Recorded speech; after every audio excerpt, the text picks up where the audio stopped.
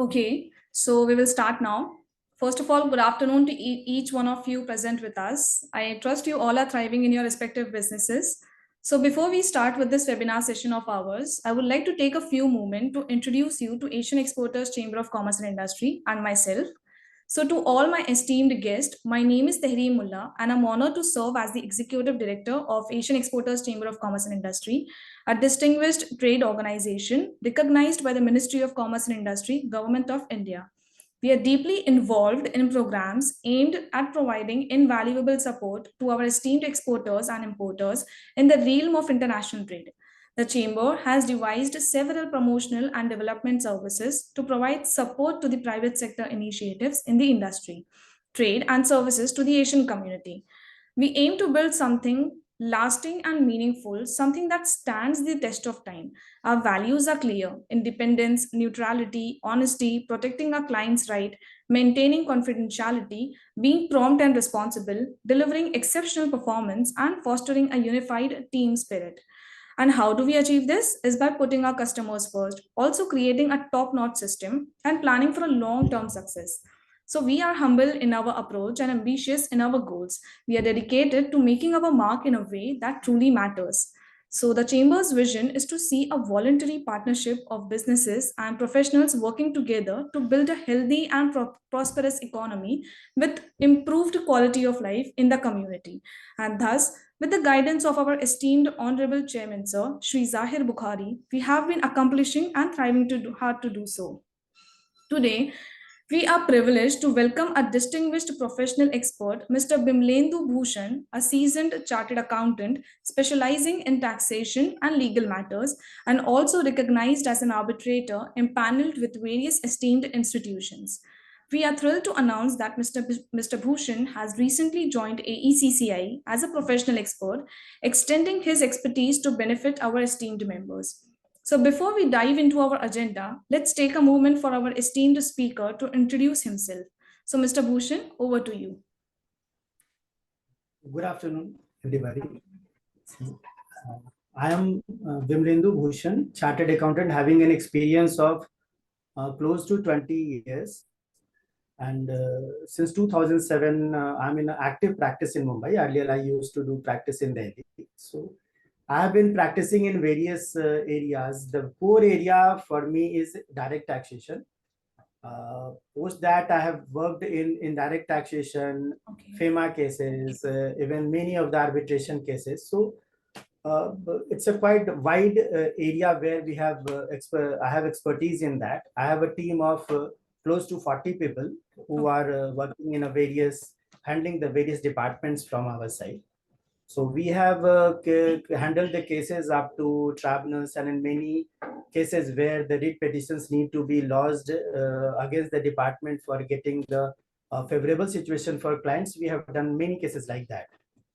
So it's basically a core taxation expertise you can refer us. And today I'm here with you for on discussion for this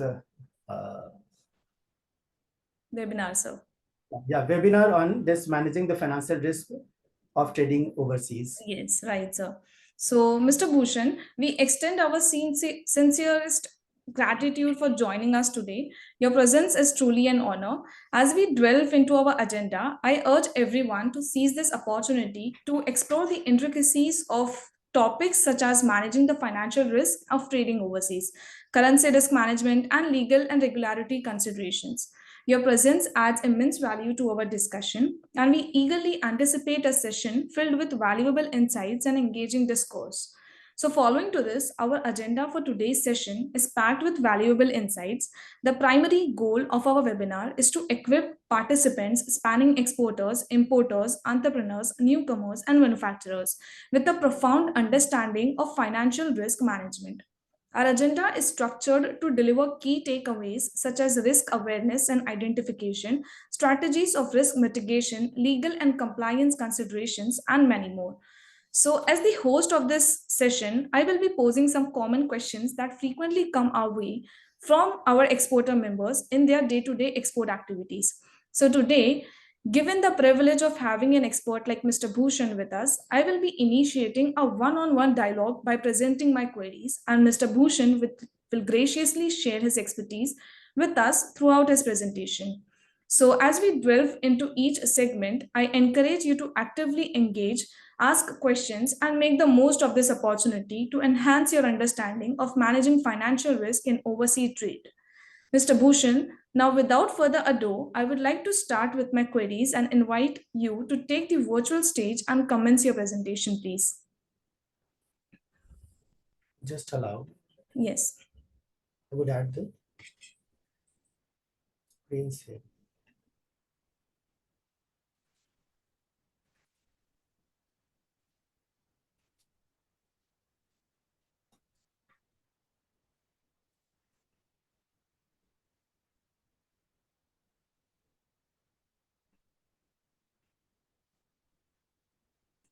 Am I visible?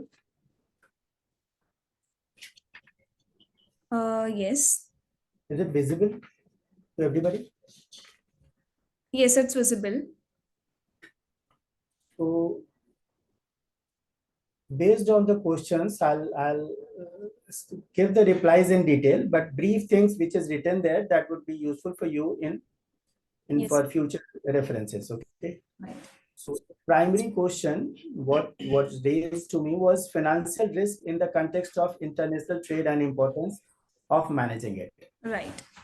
Financial risk as far as the international trade for overseas customers are public understand is the currency fluctuation. When you are sending something or buying something from abroad, the currency fluctuation affects the major issue comes is currency fluctuation. But there are other things also like interest rate changes, credit failure, or economic uncertainties and geopolitical fluctuations. So these situations, these issues we'll discuss in the forthcoming slides in detail. Right. Okay. So we'll start with currency fluctuation. It is normally more or less everybody understand the currency fluctuation that you buy. Let's say you're buying in June and paying in September. So you don't know what rate it will be on that time and what will be the impact of that. So Correct. your company may be estimating to pay for a 2 crore rupees for a particular transaction and end up paying 2.5. So you are not aware. So your estimation as far as the costing is concerned, that may get unsettled. So currency is the major issue, especially a country like us, which is a developing country. We have we find our currency fluctuating too much. A simple or a normal economic variances also affect our currency too much. That we must be seeing every day that currency is devaluating day by day in comparison to dollars. So you need to consider that, you need to plan for it.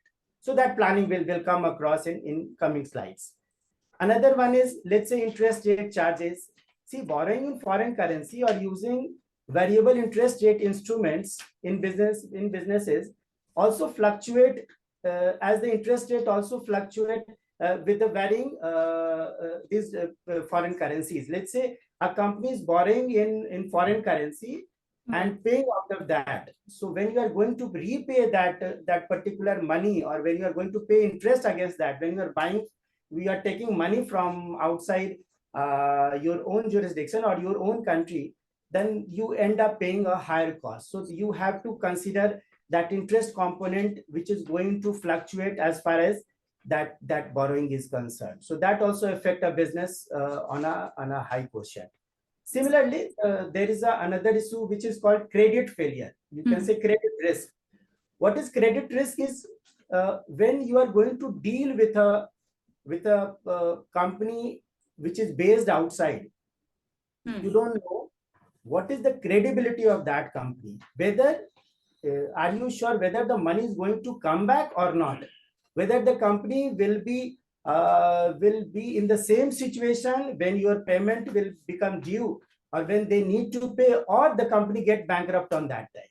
So that is a big credit risk, because you are not aware of, you may not be knowing, you may be dealing with that company for the first time.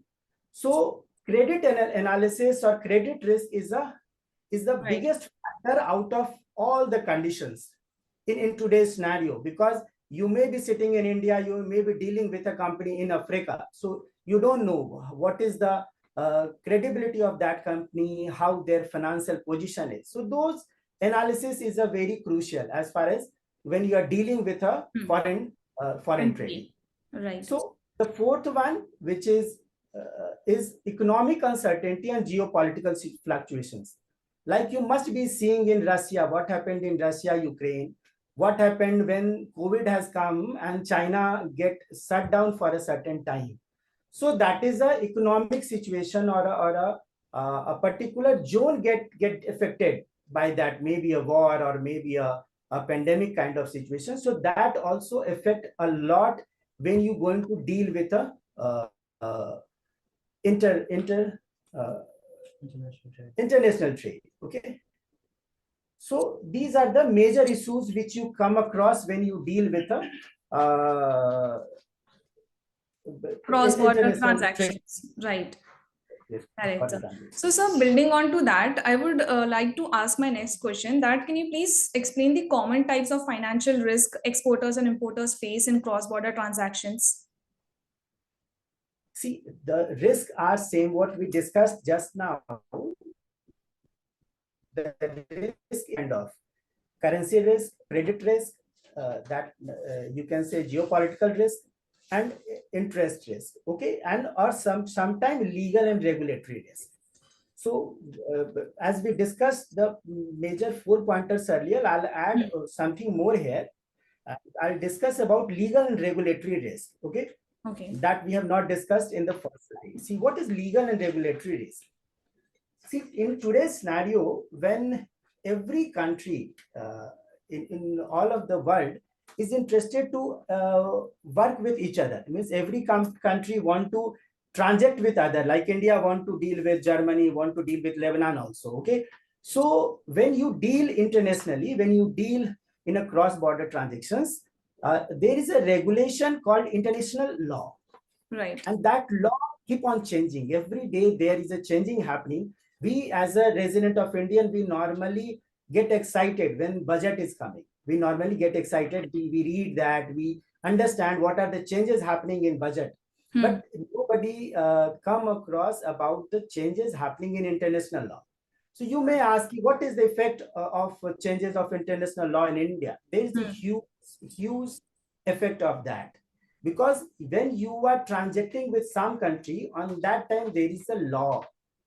Whether that law is persistent or whether that law has got certain issues, that issue may come from court, that may issue come from changes in domestic law of that country, or that issue may come from the international law, which is normally referred by OECD and UN law.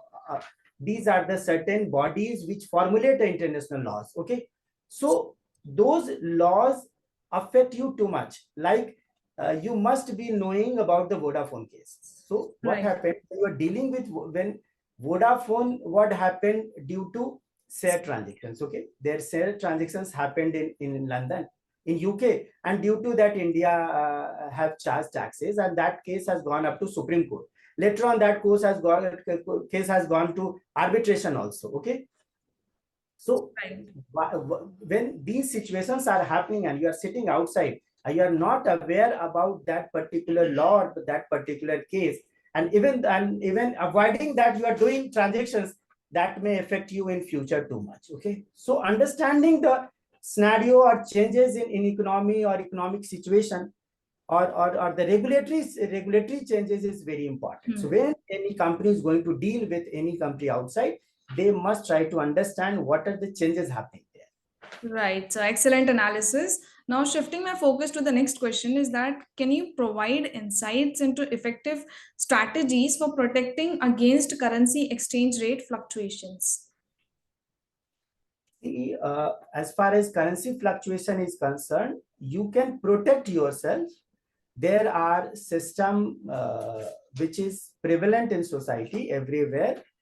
See, when you are dealing with somebody and you have to pay certain amount, you know the period after which you are going to pay that amount, you can book a forward contract. Right. Forward contract is something, let's say if I bought some product in June and I have to pay in October.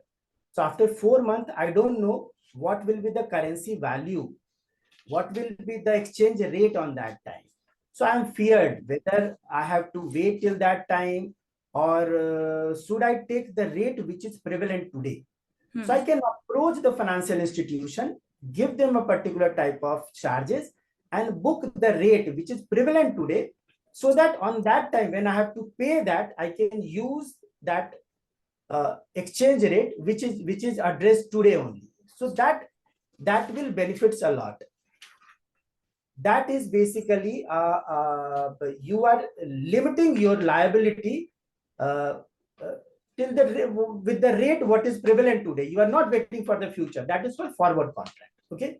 Yes. Similarly, you have a options like future contract. There is another is option contract. Option contract is what you make a contract with banker or with exchange converter that I'll buy this rate with an option.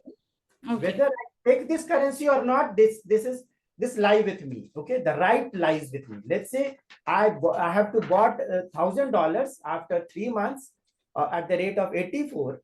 So I'm ready to pay at rate 84. So I have paid charges and book that rate today only.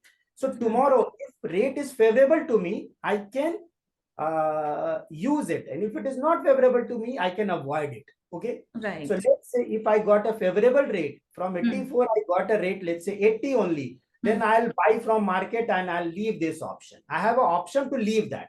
There is a difference between forward and option. Both are same. In forward, you don't have option to leave that, but in option, you have option to deny that particular option, whether you want to take it or not.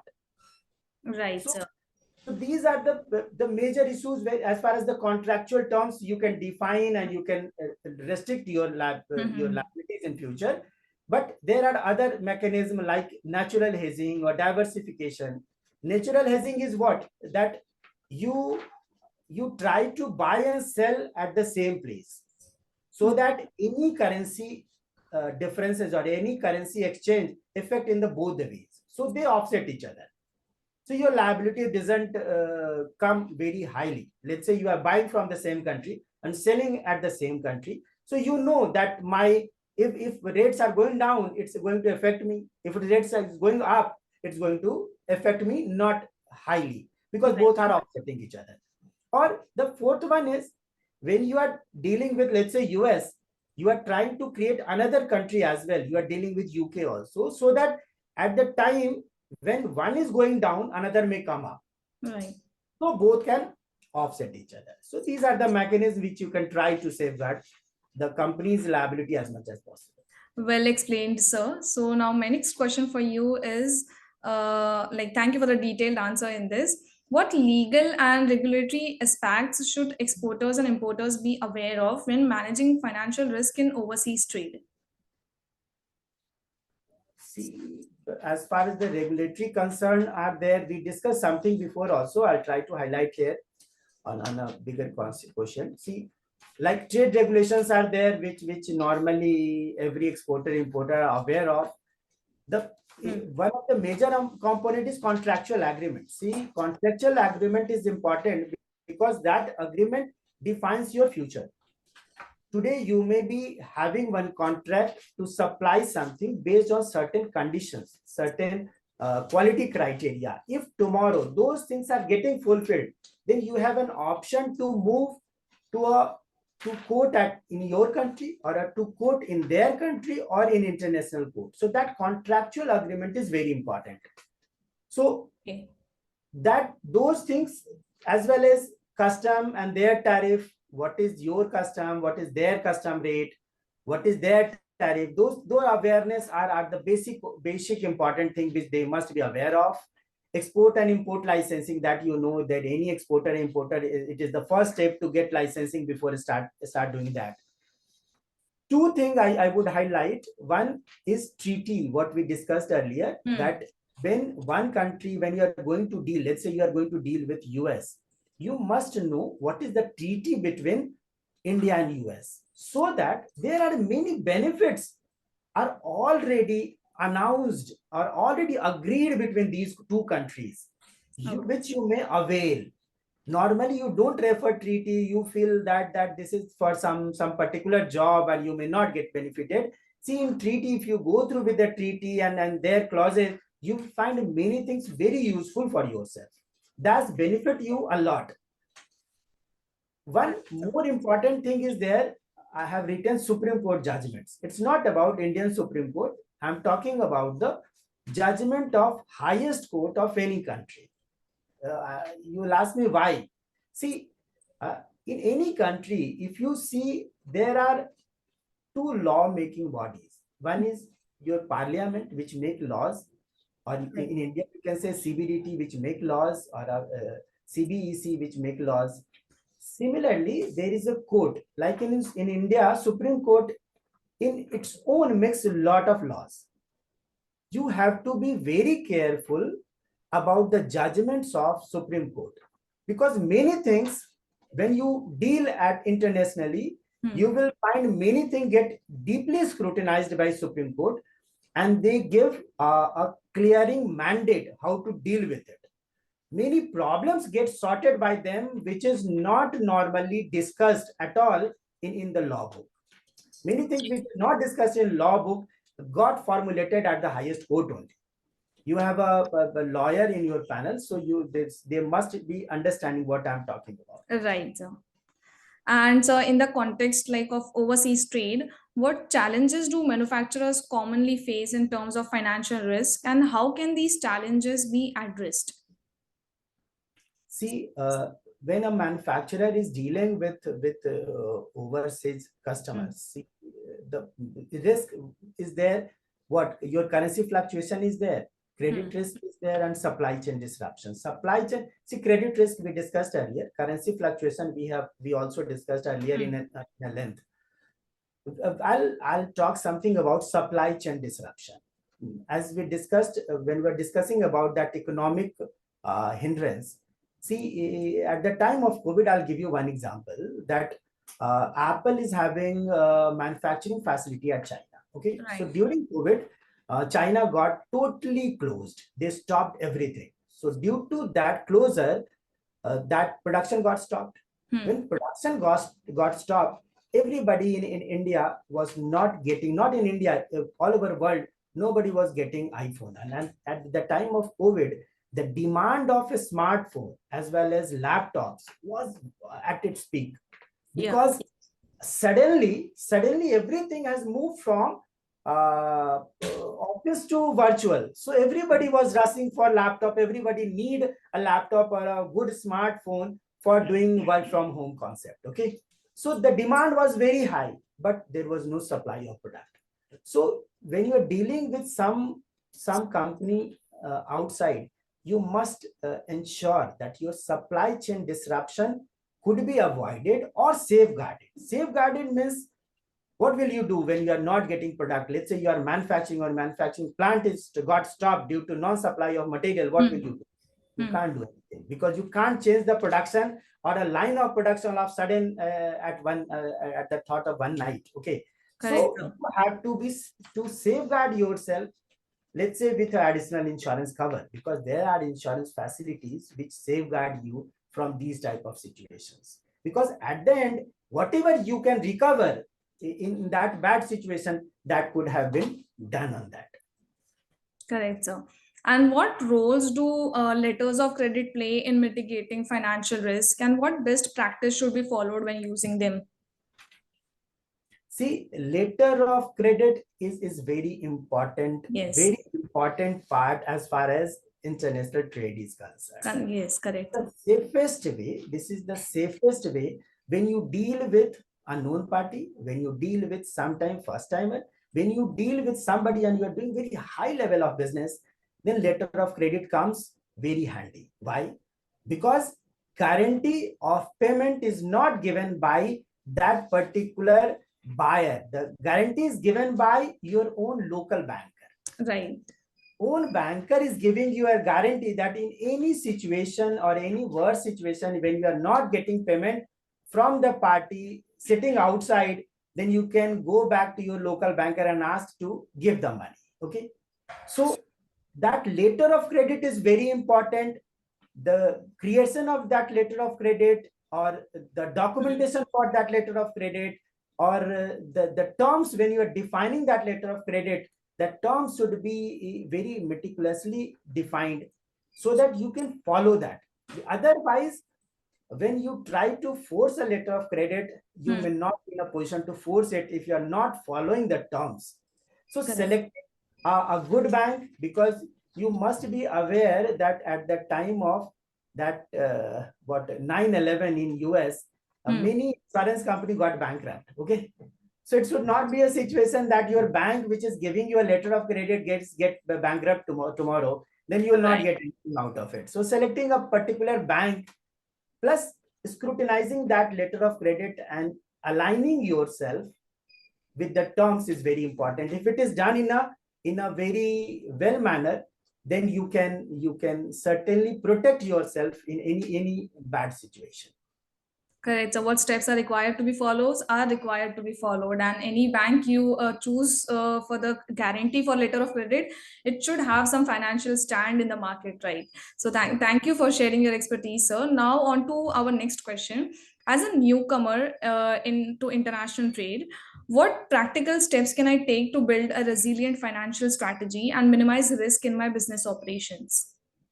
See, we understand in the last many slides, we have understand what the issues are and how to handle that. So educate yourself about trade regulations.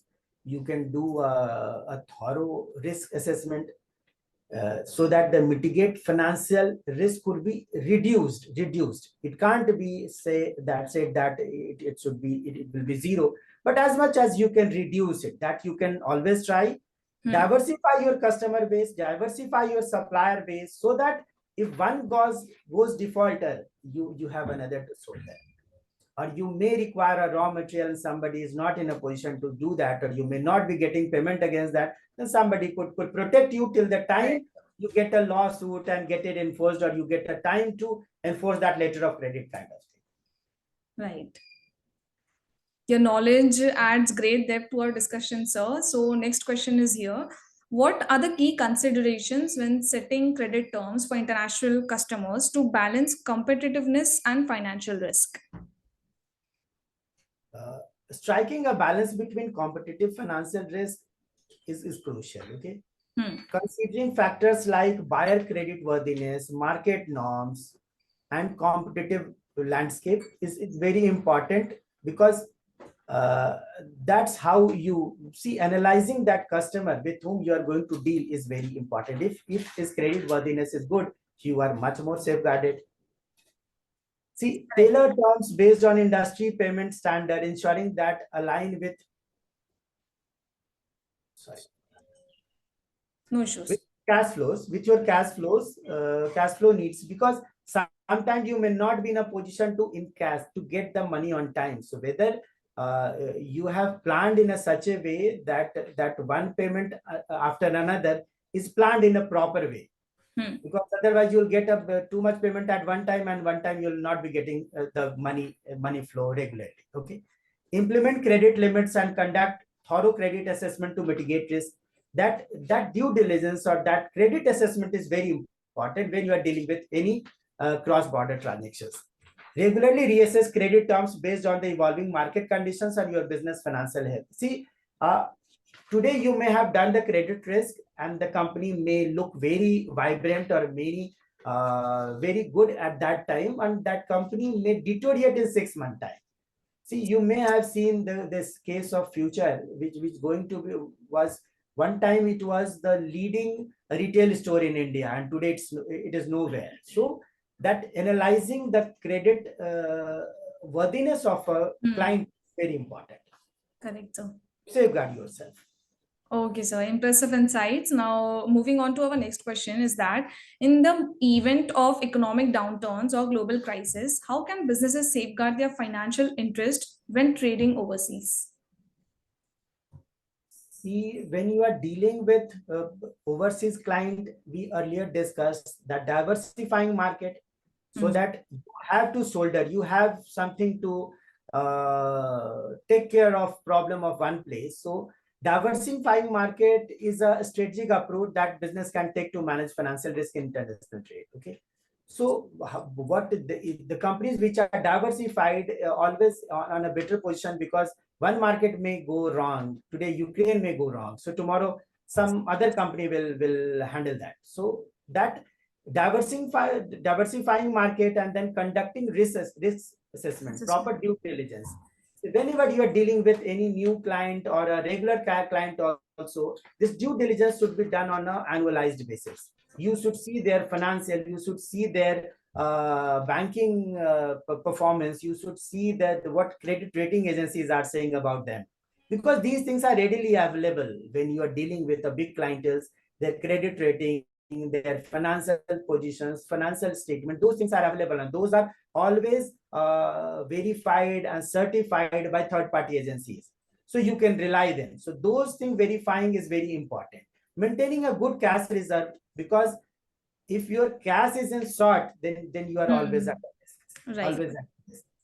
So maintaining that cash at a better level is always a better safeguard to handle any situation, any wrongful situation. Well articulated, sir. Now let's continue the discussion with our next query is, how does the choice of payment methods such as letter of credits or open account transactions impact the financial profile of a business engaged in overseas trade? See, letter of credit we discussed earlier also, that letter of credit is about when you are dealing with any company which may be new, or even though you are doing with a very high level transaction with them. So letter of credit gives you a proper safeguard. You know that my local banker is safeguarding me. Okay, so that is the best option. But when you are in a very confident situation, you know the company very well and the company is doing very good, in that condition you can try for open account transaction, because there you don't have any safeguard. But if you have safeguarding option available, then you must try that, because letter of credit is the best method to safeguard for any bad situation. Okay. And can you, sir, provide insights into the importance of a due diligence and risk assessment when establishing trade partnerships with overseas suppliers or customers? Due diligence is the most important part, because you are doing due diligence, you are going through his financial, you are going through his credit rating, you are going through his banking performance. You may be referring to third party reports which ensures you, which make your life much easier, because you know the customer very well, that tomorrow or in a near future you are not going to face problem as far as the revenue or money is concerned, or a regular business is concerned. So doing due diligence is the key element for any kind of situation. So due diligence is most important part. Like we discussed earlier, letter of credit is based on banking facility that gives you a safeguard. Similarly, when you what you can do at your own is proper due diligence. As much as possible, you try to collect and see the papers and see the documentation as far as possible, to understand what that company is doing, because if company is in a bad situation, it is not going to good for you. And if the company is in a good situation, tomorrow or day after, you'll get your share of revenue from there. Your expertise shines through, sir. Now, moving further, in the context of global supply chain disruptions, how can businesses proactively manage financial risk associated with delays or interruptions in the production and transportation of goods? See, we discussed earlier also that global disruption like pandemic, like war, like what is happening today in Ukraine, what is happening in Syria, what happened during pandemic. So in that situation, obviously your supply is not at par. So what you can do, see, one, if you have a dual supply system, or you have a multiple supply system, you have diversified your business, so that if one place goes wrong, you have another place which can help you through. Okay, or if you have no option, like we discussed earlier, that you are having a manufacturing facility and your raw material is not able to reach to you, so in that condition, insurance cover is the only safeguard left to you, because that can help drastically, or sometime maybe seeking local support. When, because see, global disruption is a part of business that is going to be there always. Maybe dealing with with the country which may come into problem, and if they come into problem, you are obviously going to suffer. Right.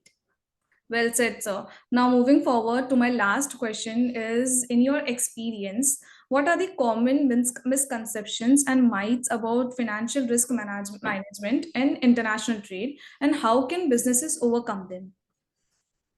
The financial risk management, what is the myth is, it's a financial risk management is only for a large corporates. What is smaller companies think they don't have to do it. But uh, the reality is it's inherent to everybody. Every company, even the small SME, have to do a financial risk management, because today you may be estimating to pay 2 crore and you may end up paying 2.5 crore due to currency fluctuation, due to interest component, or due to certain global economic scenario. Because if you see, the currency of ruble has changed a lot after war. In Correct. Russia, you see, In before Russia. war, what rate was going on, and later on, the rate has gone drastically changed. And if you have to pay there and you have not protected yourself, then you are totally gone. You're totally gone. So same thing, financial risk management is only about exchange rate risk. What we discussed earlier, that we normally think if there is an international transaction, that's mean only a financial risk is about currency exchange. So I can read that currency exchange, or I can do a forward contract and safeguard myself. But as we discussed earlier, that it may happen what happened in Russia or Ukraine, that you don't know what you end up paying there, or what you have to seek. Let's say you have to buy from Ukraine and you end up buying from Brazil. So the situation is totally different. The cost will be totally different. So that risk is for everybody. So you have to manage that risk. You have to manage interest rate risk. You have to manage credit risk. You have to manage your commodity price risk. So these things you have to manage. Right. What an insightful session, sir, we have had today. I trust each one of you have found the conversation with Mr. Bimlendu Bhushan as enriching and enlightening as I did. We have covered a spectrum of topics delving into the nuances of managing financial risk in international trade. So, could we please stop sharing our screen now? Yeah, sure. Done.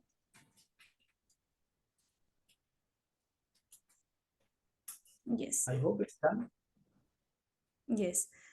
So, from understanding the various types of financial risk to exploring effective strategies for mitigation, and from the role of letter of credits to the importance of due diligence, we have navigated through the complexities of global trade. Mr. Bhushan's expertise has certainly shed light on the misconceptions and emphasizing that financial risk management isn't exclusive to large corporation, as isn't and isn't solely about exchange rate risk.